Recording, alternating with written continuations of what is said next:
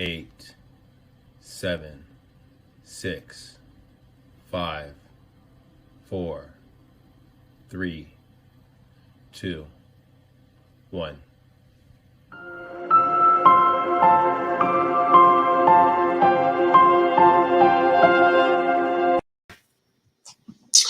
Hi, everyone. Boom. So love that intro. This is our market update. I'm Vinnie, and we got David underneath me. I'm David Wright down here, your humble co-host. There we go. Hey, so yeah, just wanted to get going on this. So I shared my screen. I did this actually for my networking group. I put this together to give an idea of the market. They were kind of curious of what's going on. So I thought I'd just kind of bring it on to this market update because, you know, people are watching this right now. They want some knowledge of what's going on in the San Diego market. So you can take a look. This is like March 2nd, right before everything happened. I'll go through this really quick. We had about a little over 1,000 properties hit the market. Okay, single family, condos, row homes, townhomes, that kind of thing. All right. We had, in that same time window, we had 620 properties sell. Okay. So that put us at around 60% of the market was being sold. Now, yes, we have 30-day escrows and stuff like that. So it's kind of swayed a little bit, but at least gives you kind of insight. With only 18% of the properties that went on the market were taken off the market in that kind of same time window. You kind of see with everything that was kind of happening in the quarantine, how we slowly started seeing an uptick in the percentage of properties that were taken off the market compared to what was going on in the market. Right? The same thing what you're seeing of sold properties compared to what actually was going on in the market, because less people are putting their house on the market because they're afraid of where they're going, whole quarantine, stuff like that, and the coronavirus and everything like that. So when people say, okay, how's the market going? Properties are still selling, and at the percentage they're selling at a higher percentage for the most part than the couple weeks before actually before everything was happening here. Now, to be hyper focused in properties under 700, because we know that's kind of a little bit of a difference right there. We can still see 582 properties with 409 properties being sold. So we still see that uptick, right, of properties being sold. And what do we see right here with the withdrawn? We see that uptick of properties getting taken off the market. So when people ask, how's the market going? What's going on with the market? People are still selling. People are still doing it. And the people that maybe are afraid, it's just helping the percentage of properties that are actually being sold. And then one last thing, I kind of just threw it out there with adjustables, and we've kind of had, lows for rates. But I'll let you jump into that.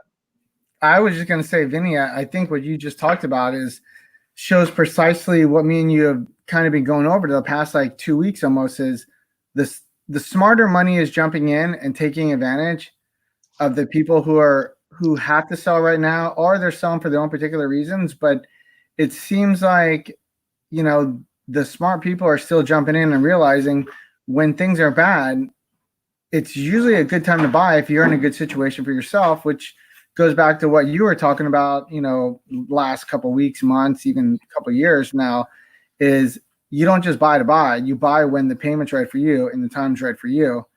And it just so happens right now for a lot of different people, the time's not right.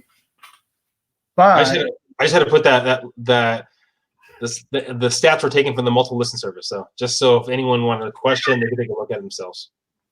So, overall, it still looks to me like when you look at today, you use 700K as kind of a median price under 700K for the houses. Well, your 30-year high balance loan today was down at 3.375. Well, you heard that. So this was an interesting thing right here. This is what I put together too. I'm going to go into it because I put this whole slide together.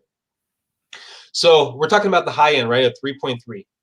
Okay, the current, let's say 3.3 on a fixed, 30-year fixed. Okay, people go, well, I want to wait till the values go down, right? Let's say they use that idea. Okay, so what happens next?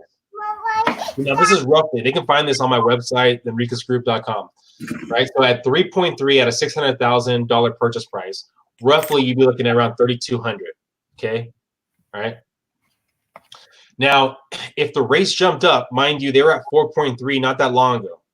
If they jumped up to 4.3, that same purchase price, right? That same price that you purchased at 600,000 would jump up to 3,500. right? $3,500, $80.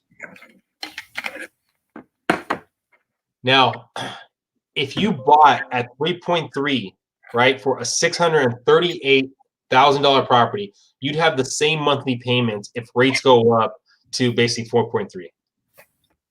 So buying in this market right now, you're actually saving around $40,000 if rates jump up back to where they were just about a month ago. I mean, you look at where the rates are right now, it's a high likelihood it's not going to get lower. I mean, your average 30-year fixed is like 3% to 3.125. Your FHA VA stuff's down at 2.625, 2.75. That's not even profitable for a bank to make money. And then the high balance, which is typically your most expensive loan, was at 3.375 today at no cost. So, I mean, what you're saying is spot on. Big girl, don't run out there is spot on. We're not telling you to buy right now just to buy, obviously, because it's not for everybody. But if you are in a good situation and you want to take advantage of rates and market conditions, it is a unique time to jump in. I mean, I remember in 2008, I bought a house and I made the mistake of not buying a bigger house. And now I look back, I'm like, man, I should have bought a house that was double that price because prices plunged. And I don't think we're going to see that this time. I'm still going out on a limb here and saying no housing recession. That's my prediction. Yeah, I mean, it's a tough one, huh? I feel like they're going to be. I've been thinking this for a while. There's going to be something. The market's going to go down. With all the numbers, looking over the numbers, is this going to be the thing that pushes over the edge? We just have such a low inventory out there. I would think that if we get such a big influx of new properties that hit the market, right? Because everyone that was scared of putting their property in the market, we get an influx of those people.